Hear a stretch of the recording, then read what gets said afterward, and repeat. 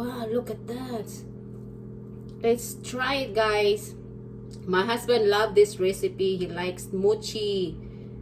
Oh wow, this is it. It smells so good. It smells like, you can smell the coconut. Crunchy on top. The crust on top, very crunchy. Not very crunchy, but crunchy.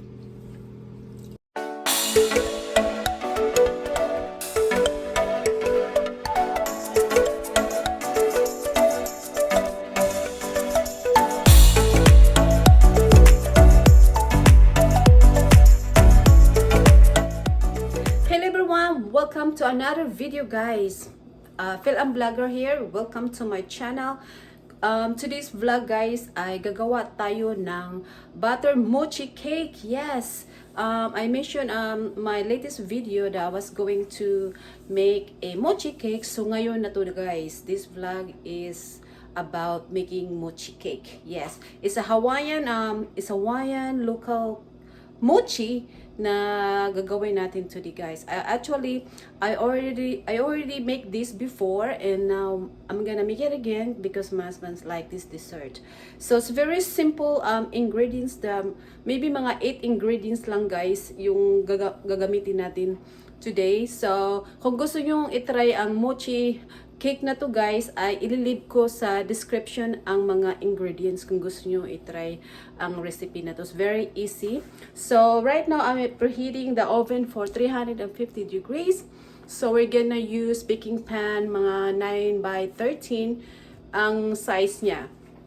So yun ang video for today natin, guys, ay gagawa ng mochi cake. So ibibake natin siya, guys, na mga 1 hour. Medyo matagal ang pagbibake nito. So, ipapakita ko sa inyo ang finished product after 1 hour sa baking time. So, right now, I'm here, all my ingredients here. Ayan, kakalat. Maliit lang kusina ko, wala ko masyadong space. So, here, I'm using whole milk. I'm gonna use 3 cups of whole milk. You can also use coconut cream, you know. But sa recipe na to, ay whole milk ang gagamitin natin.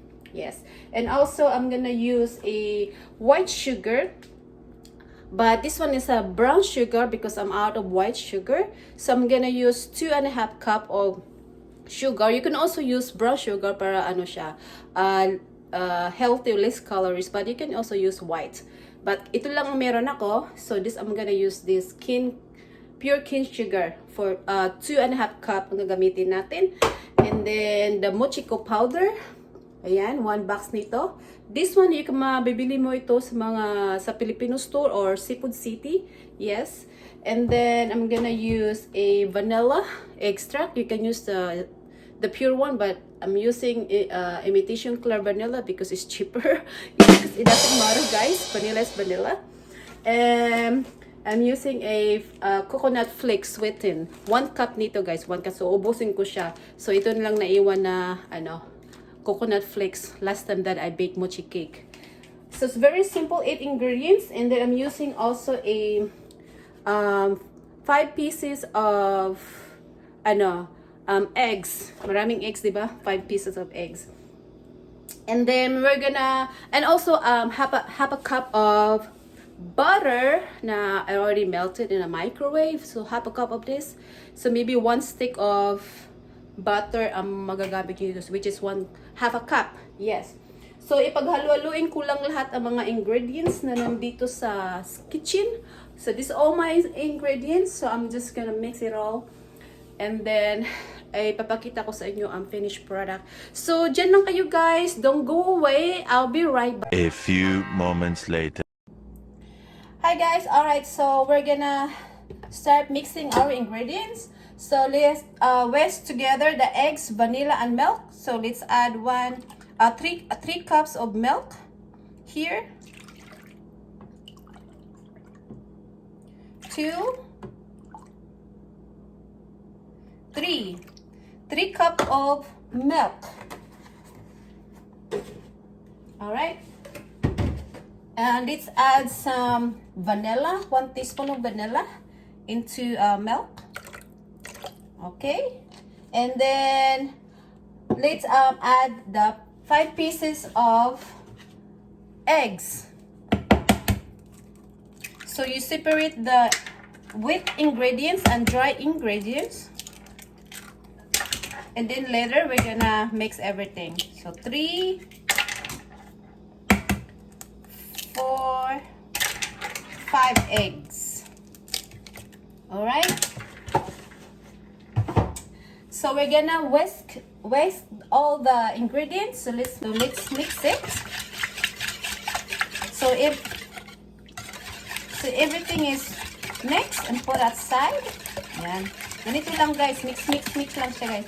Oh, earlier guys, I mentioned that I'm going to use baking pan to bake my mochi, but I forgot I bought some baking silicone mold last week, so I'm gonna use it to bake my mochi. This one, it's like a small muffin tin, so what you called.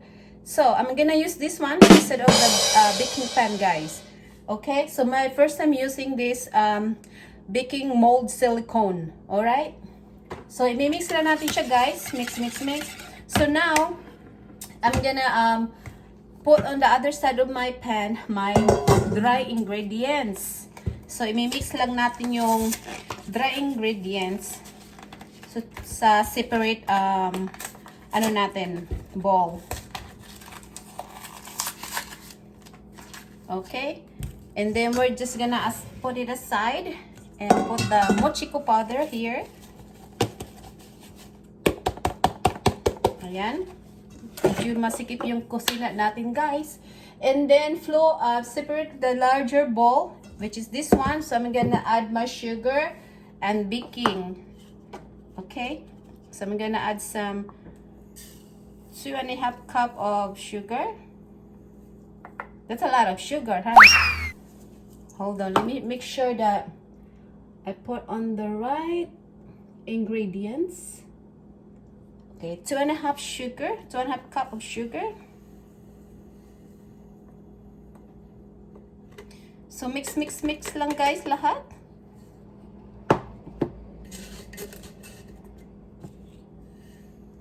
You can put less sugar if you want to. So 1/2 cup. Okay, I think that's enough. Okay. And then we add the teaspoon baking powder. So I'm gonna grab my baking powder.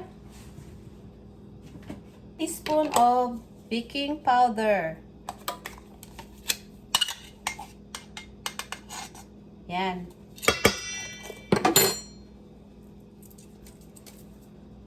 Alright, so let's mix it. So just gonna mix everything here like this. And then we're gonna pour the wet ingredients to the dry ingredients, guys. So tabi ko lang yung mga ano ko. Mix.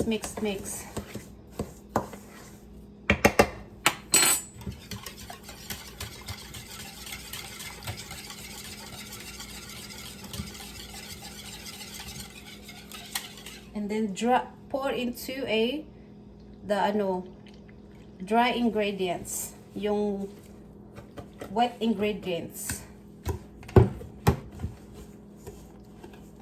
A few moments later. Hi guys, welcome back. So ready na ang ating baking mold silicone. I washed this.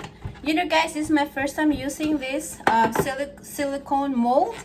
So probably it's not gonna be an hour to bake this one kasi it's very small. So we'll see, maybe mga 30 minutes tapos na siya. And I think it's not gonna fit everything in here. So whatever the remaining here in my bowl, so I'm gonna separate it and bake to a baking pan because I only have 3 mold here. This mochi cake, guys, smells so delicious, smells so good. You can smell the coconut, very creamy. Alright guys, so let's go transfer everything here. I have 1/4 cup here, so I'm just gonna measure it. Perfect. Ayan, 1/4. Ayan guys. Tamang-tama yung size ng 1/4 cup. Yung measurement natin. Kita nyo ba guys? So, ito lang yung gawin natin guys. I'm just gonna pour everything here.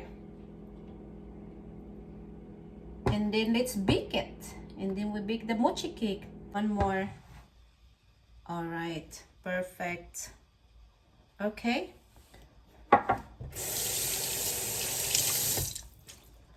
So let's bake it. Maybe mga few minutes or 30 minutes. With the timer natin siya, guys. Ayan. All right. All right, guys. So our mochi is ready to bake. We're gonna bake it for 30 minutes. So we're just gonna keep checking on it because it's very small muffins. So yeah, see you guys later. Goodbye. Mochi. Yeah. A few moments later. Hi guys, so while our mochi it's baking, so I have my remaining ingredients. I'm gonna use my small baking pan. I think this is 9 by 13. I'm gonna spray some Pam oil. There you go, para hindi siya dumikit. So I'm gonna pour that in here. Ayan. So this one, because it's bigger size, so I'm going to bake this for 1 hour. And then the tiny one, the muffin size, mochi, probably is gonna be quick. So I just timer for 30 minutes. The one is baking right now, but I'm gonna keep checking on it because it's very small size. So madali lang siyang maluto. So I'm gonna bake this after I finish the other one. So I see you guys later. Thank you so much for watching. I hope you enjoyed this video. If you like the video, please comment and subscribe and like. Yes, thank you so much for that. So I see you guys. I'm gonna show you after the finished product. All right, so I'll be right back, guys. Thanks again for watching. I see you guys later. A few moments later. Alright guys, the timer is up. Let's go check our mochi. Yes. Again, let's go. I smell the mochi. Smells the coconut. So delicious, guys. Let's see kung anong itsura niya. Wow, look at that. It looks so pretty. Come out really good. Wow. Awesome. Okay, let's put it out. It's mainit. Wow, looks delicious and beautiful. Awesome.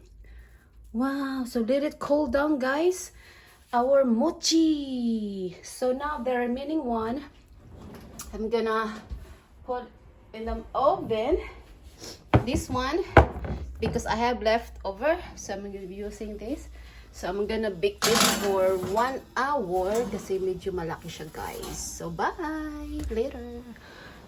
This is awesome, beautiful, guys. Wow. Meanwhile. Alright guys, so after a few minutes, our mochi is ready to tikiman time, guys. Ayan. At this, so pretty. Let me adjust my camera so you can see better. There you go. Wow, look at this, guys. Let's go. And madali lang siguro siyang i-pop. Ooh, look at that. Ooh, it's still hot. Wow.